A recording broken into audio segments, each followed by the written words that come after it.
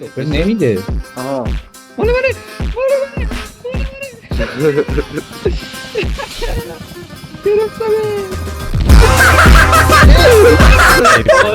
مال منه. مال کدومتون بود؟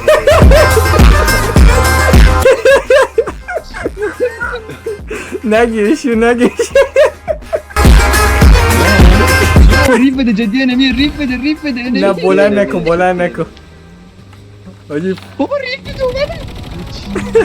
میگه مال منه. بالا کیه؟ بابا نکن دیگه. این مال کیه؟ مدیک بزن. نمیزنم. بلند نمیزنم. نمیزنم. حامد جون خودت. نمیزنم.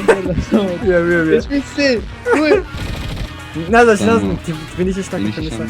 نه ساکو حبیبی یه شات میزنم. دست در نکنه برای میگفتی فینیش شد. دست هم این قصد سرعت کن. میشه. من آدرنالین دارم.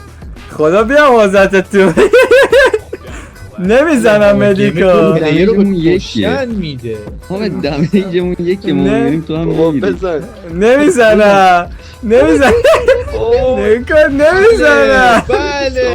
نمیزنم. میتونه حامد گیمر یه اسکوادو بکن. الان میخوای چیکار کنی؟ نمیزنم میخوام نه. بابا بمیرم. ریف شو جدی ایف بزن. نکن ایف نکن ول. حامد جدی بزن. برم کن. جدی بزن. حامد جدی بزن. حامد جدی بزن. نمیزنم. قبول نمیکنه. اوه یه بار ریوار بیا. کن امیر. وای. بیا کاش این کامل خودکشی دیگه.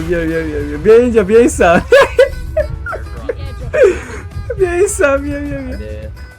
از گزارشگر بازی خواهش میکنن تو بیان بلندشون.